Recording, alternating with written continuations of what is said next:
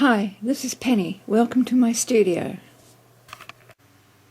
This video is going to show how I made a 1 meter length of 5.5 centimeter wide braid using just little scrap fabrics and a piece of linen or linen look-alike. The second piece of braid started out exactly the same in the beginning, but it didn't end up like I wanted, and you'll see when we get to it.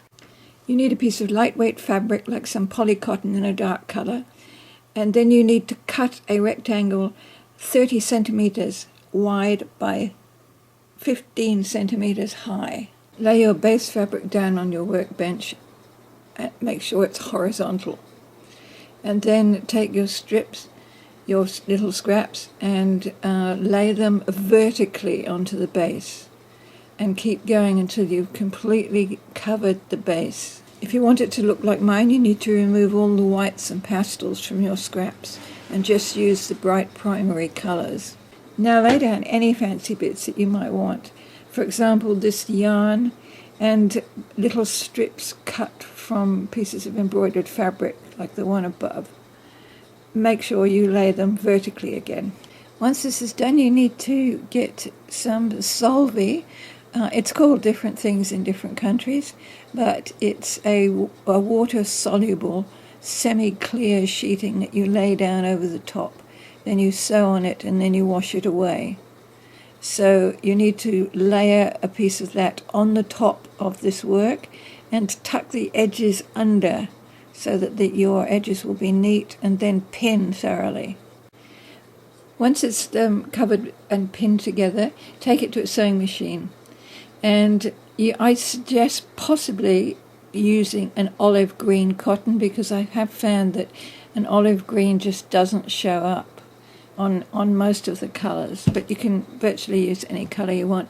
But and then I suggest maybe a wavy stitch rather than a straight stitch. You're going to stitch horizontally along the width of your base fabric. And you need to probably stitch about every 1.5 centimetres. This is just to hold the things down so that you can wash away the solvy.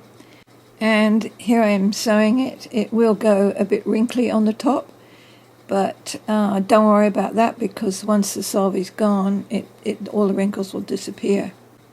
Once the sewing's finished, rinse the solvy out well, and then leave it to dry. I suggest trimming slightly along the edges, any unevenness, and pressing it with an iron.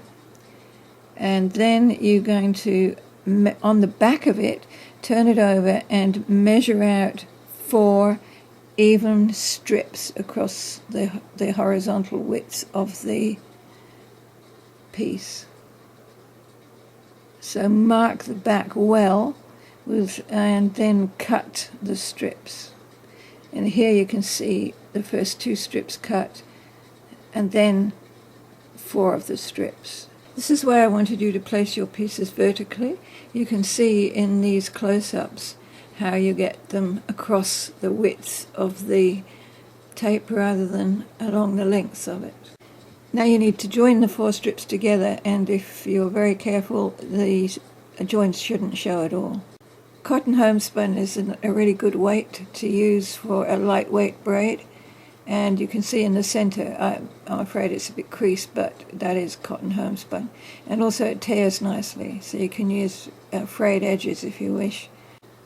I turned the edges under on my base, and I'm going to iron it, and I used just a straight stitch along the edge that doesn't really show. I can embroider over that. Place your strip in the center of your base fabric and measure on each side of it to make sure that the borders on each side are the same, and then pin it securely all the way along the length.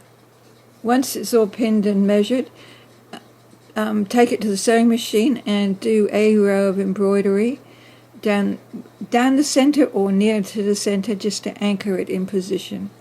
You may notice at this stage that I've also done It's sort of a dark violet, I think it was, sort of strange zigzag stitch on either side of the yellow flowers.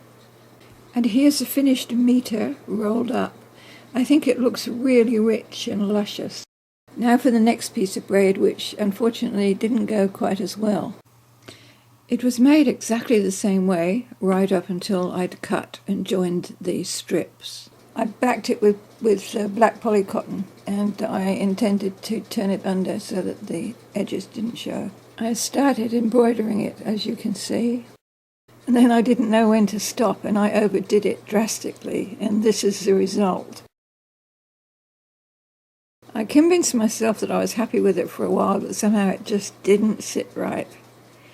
It didn't help that two of the colours that I'd used, the pale green and the pink, were almost fluoro, and it was just really overkill everywhere. I thought it might improve with a few sequins, but that was just making it worse. I painted dilute teak wood stain on half of it just to see what it did to the colours, and it toned it down a little. However, I'm just going to be using it for odds and ends, chopping it up. I did, however, try a few things with it, and I discovered little sections of it that I thought might make earrings. There are a few pictures of handmade braid at the end of the video, so check them out. Offcuts. For those who like serendipity, I played around and just laid them on a piece of scrap. And wow, food for thought, food for ideas. And so simple. If you'd like to see more of my work, go to pennyema.crivado.com and I'll put that under the video. So until next time, thanks for watching.